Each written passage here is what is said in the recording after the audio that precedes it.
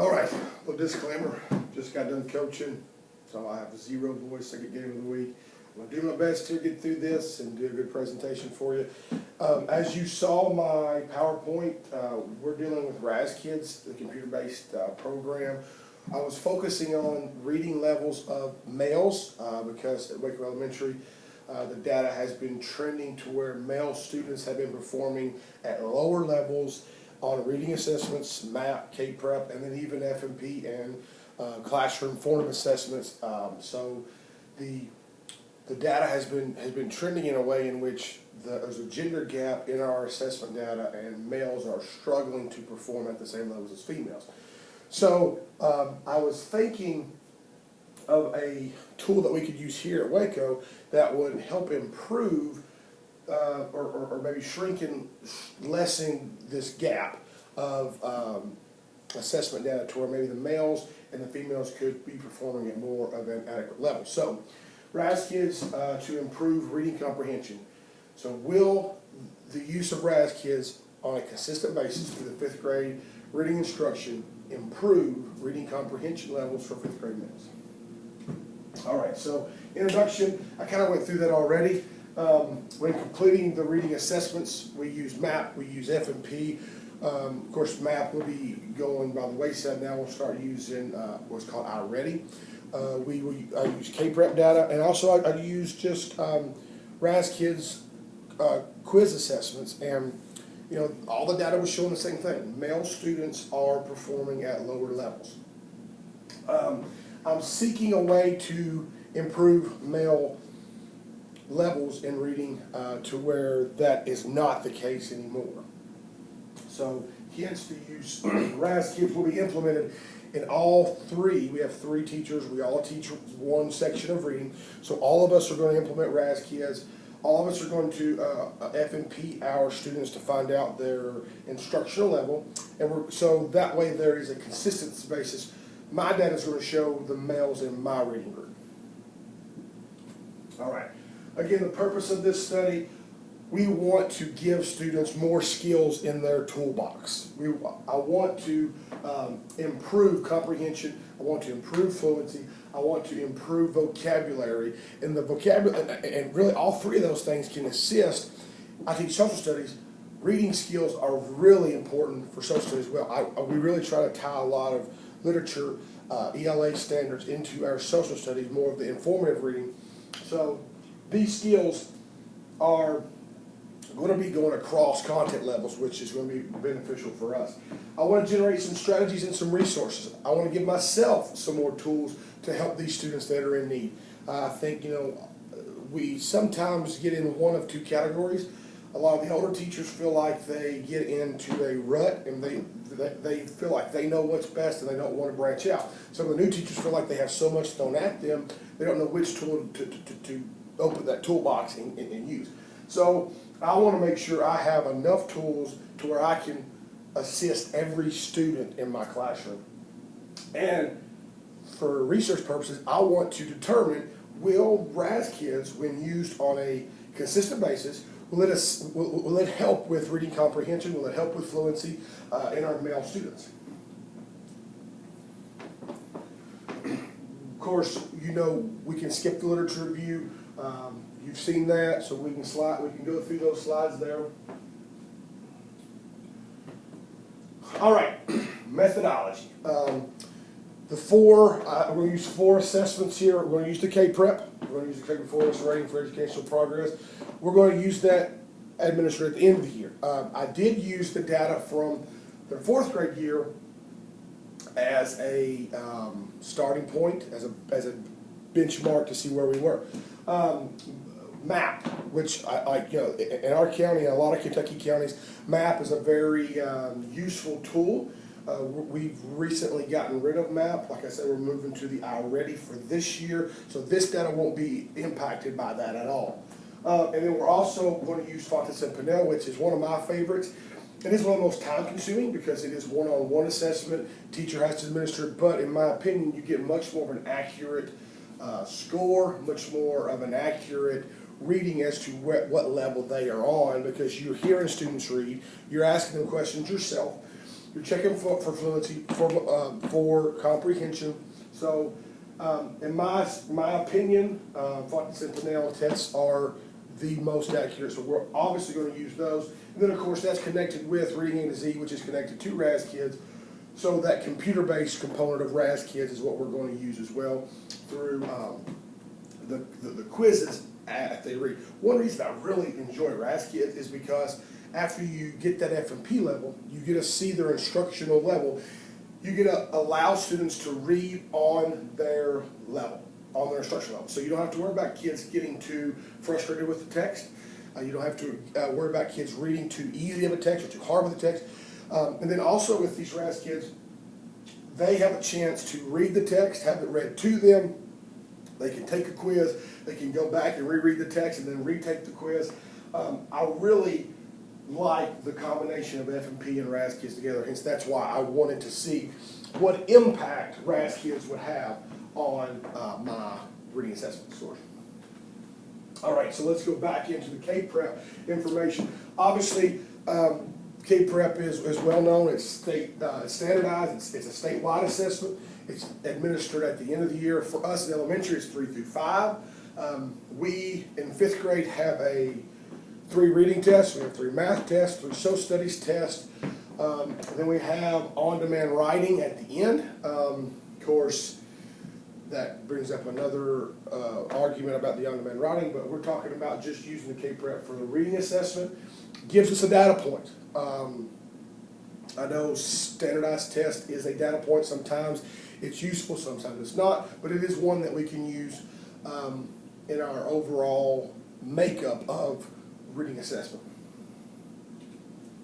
All right, in the methodology, of course, I showed an example of a K-Prep reading question. I gave the text, I gave one of the questions. So this is what a 5th grader would be looking at in or on the K-Prep reading assessment. Multiple versions of this, so I wanted to make sure you were able to see what my students would be seeing. All right, so the measures of academic progress, which is just commonly referred to as MAP, which, funny enough, I didn't know that's what MAP stood for. We just always call it MAP, so I learned something here too. Obviously, it's a computer-based assessment. Computer-based assessments, there's an argument there. Are they as accurate as reading the text? Because test-taking strategies. I like MAP. A lot of people like MAP. It is comprised of selected response items. One of the things, besides it not being timed, that makes MAP more useful, it is very intellectually sensitive. So as students either miss questions, the level of the questions decreases. If they get questions correct, the level of the questions increase. And the one thing you'll see when we start looking at data collection and the analysis of this, one thing I don't enjoy so much is the levels of growth compared to the growth of students overall. And we'll look at that in a second. We will administer this 3 times. First being in the fall. The fall is going to be very useful because we're going to have last spring's K-Prep. We're going to have 1 data point from MAP, and then we're going to have 1 for F&P. So right from the bat, we're going to have 3 very good data points to see where these students are. So this research is not going arbitrarily. We're going to know where these students are. We're going to see, is there a gap? Is there not a gap? Is there a need for RAZ-Kids? As you can tell, my voice is going. I'm trying my best. All grades are going to be assessed in reading and in math. 5th grade, sometimes we do, sometimes we don't. Language. We like to use language for the STAT process because we want as much information on that student going to the STAT process as we can. Again, here is another example.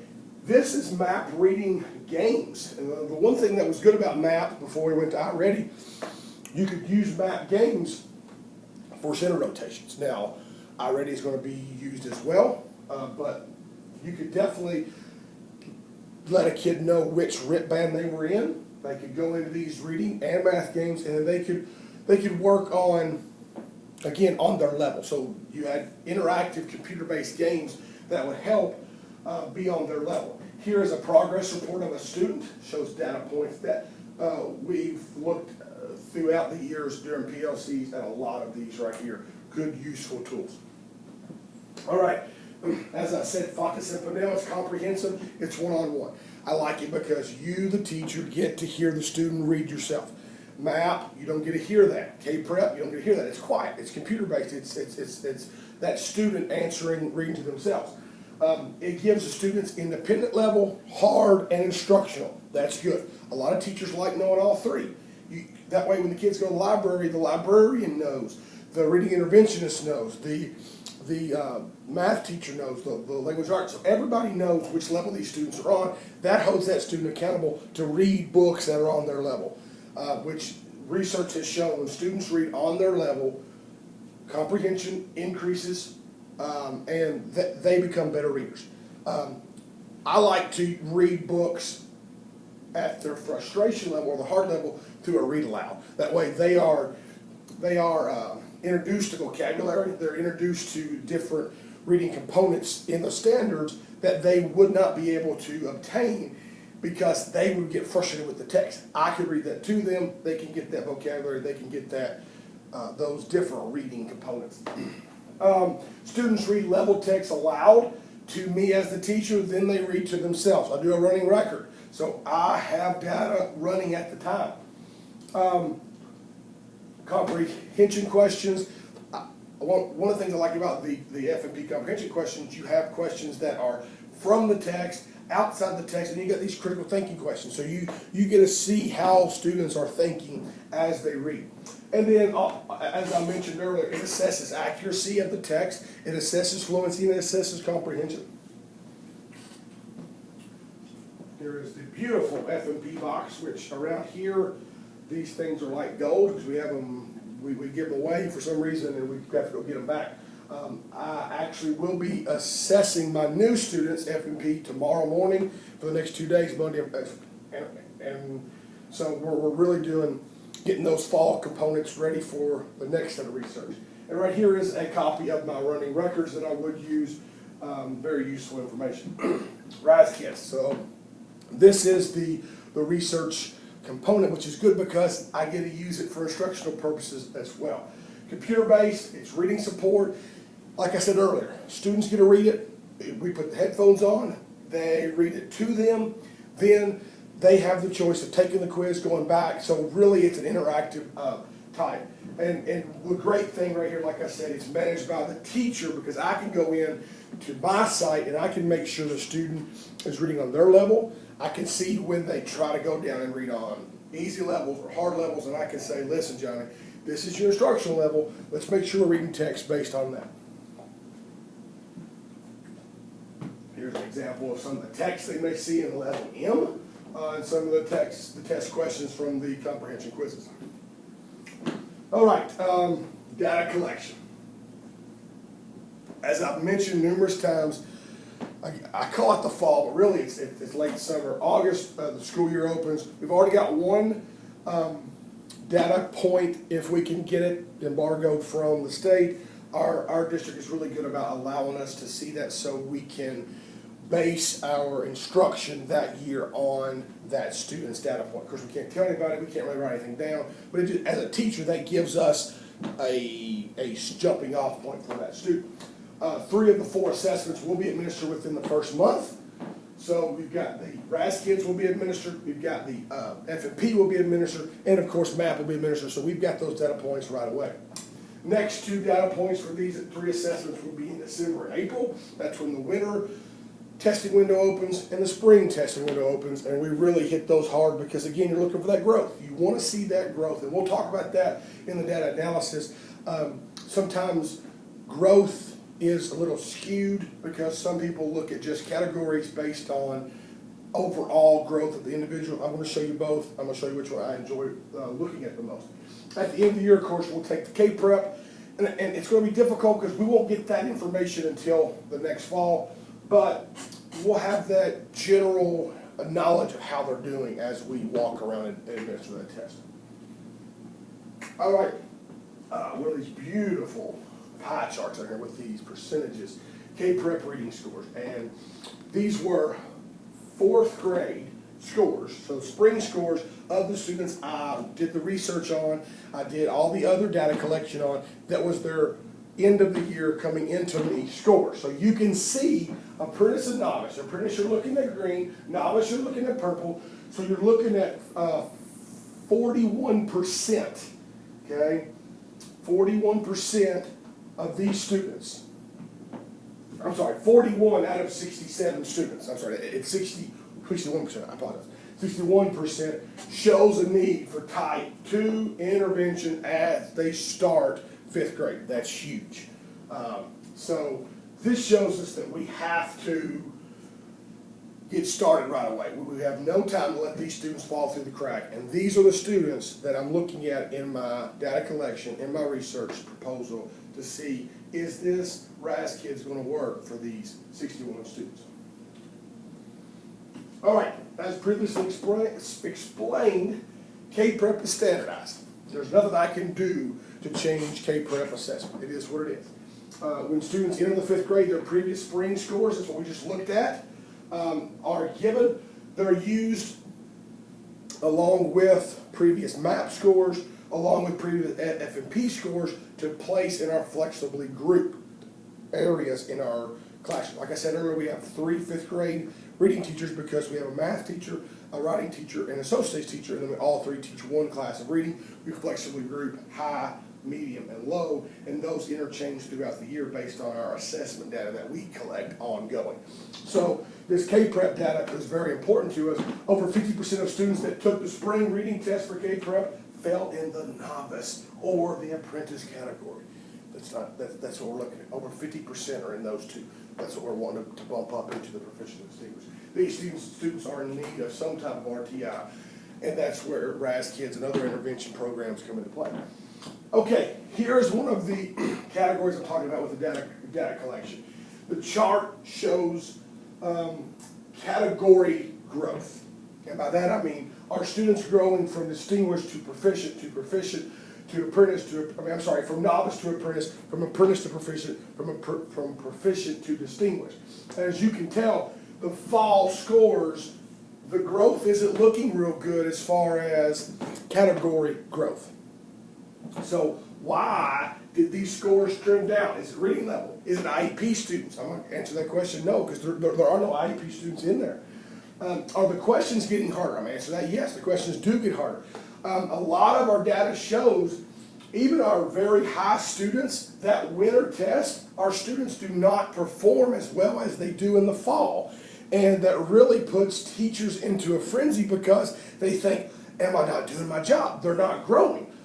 But as you're getting ready to see here in a second, I have students that do not grow categorically, but they grow through the roof percentage points. Here's what I'm talking about. So these are the 11 males that are in my reading group. And as you can see, from fall to spring, you saw the chart earlier, the category groups, the category growth went down. But look at these jumps that we have, just points. So if we look at the category growth, I'm telling myself, I'm not doing my job. If I look at this, we're talking about 34 points. And that kid right there is ELL. He came to us from another country. He's only spoken English for a year and a half, and he's jumping 34 points in reading. So we got a 28-point growth here. I mean, every student except for one group. And I mean, in every one that did grow, it's more than 1 point. So 10 out of 11 group, 4 students had double-digit growth. To me, that tells me my interventions are working. That tells me that my instruction is strong. So you've got the 2 different growth components there that are fighting each other. Growth is still made. Categories will skew the results. And that's what I'm trying to show with these 2 slides here. I like this slide a whole lot better as a reading teacher than I did the other slide. All right, so this is a summary of what I just said basically. The second graph showing individual student performance.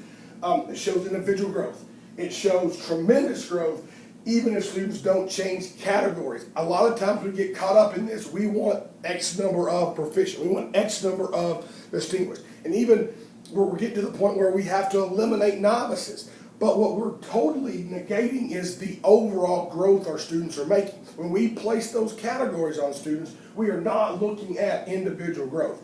And, you know, one thing I would like to see is, instead of just looking for category growth, let's give a pre-test at the start of the year, give a post-test, and let's look at the overall growth. And that's the true measure of instruction, not how many apprentices I have opposed to, you know, novices.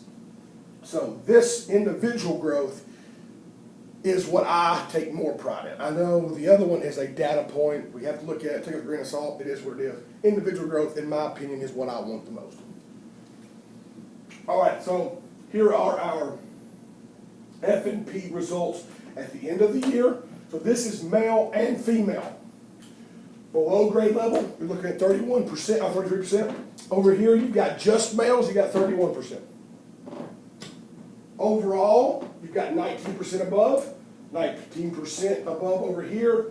Overall, on level 48, lower number of 38 over there. So again, one category, our males are exceeding the females, but overall, they're not. Okay, so when looking at whole class data, over 4 times as many students are on or below grade level as above. So when looking at overall, that's that figure. However, looking at just boys, the numbers are almost completely equal. Okay, so we don't have near as many above as we do with the below. Okay, so here's a chart with our F&P data analysis. And again, we're looking for growth. Okay, you're looking for 2 things actually. You're looking for either being above or below. So here are the fall rankings. You got below, below, on, above, and you see. So we've got growth, going to drop there. Okay, both of these 2 are above, but we've got levels that go up. These students right here are still below grade level, but we've got growth there still. Okay, so overall you see again a growth trend here, except for this one right here. Again, reading instructions appear to be going in the right direction. RTI appears to be working. RAZ-Kids appears to be going in the right direction. All right, so based on the first pie charts, males have a higher baseline data by themselves than when grouped with females. By comparing fall and spring data, all but one male student made growth. That's huge. All growth that was made was multiple level growth. That means there just wasn't one F&P level that they grew, multiple levels grew. And then this data shows a positive data trend. This data shows, like I said, RAZ-Kids is working. The interventions that we have in place are working. The instructional strategies that we have are working for our students. So, next steps. I'm going to continue with RAZ-Kids instruction. And the interventions that I have going. I am going to continue to monitor and analyze the male assessment data. I want to see, was this just one year that we had males performing at lower levels? The answer to that, as the data shows in 2nd, 3rd, 4th, that answer is no. Males are continuously performing at lower levels. So we got to see what we can do school-wide. Celebrate the growth for one assessment window to the next. Okay? I'm not going to celebrate.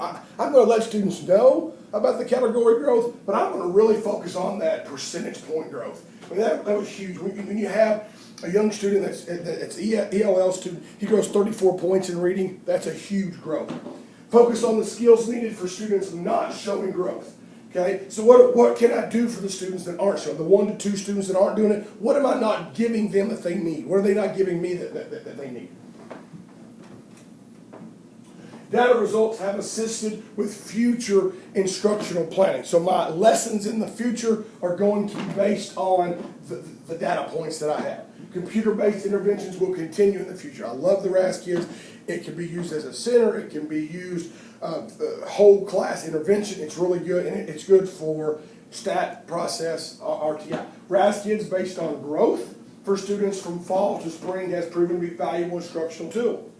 Reading assessment data will be compiled, analyzed, just like it was, to aid with lessons, aid with the influence of instructional practices. More time will be allotted in the future for RAZ-Kids. I think 25 to 30 minutes is not enough per week. I want to look at maybe doing an hour to hour and a half per week, maybe breaking that up into 3 different sessions. more students, not just the bottom performers, will be F&P tested. We're testing every single fifth grade student this year to see their F&P levels. We want to get instructional tools in their hands that's on their levels. And this helps with flexible grouping and instructional practice. That's all I have. Thank you very much for allowing me to present my information. I'm very passionate about this research proposal. I hope you can hear because of my voice. Hope you enjoy my presentation. Thank you very much.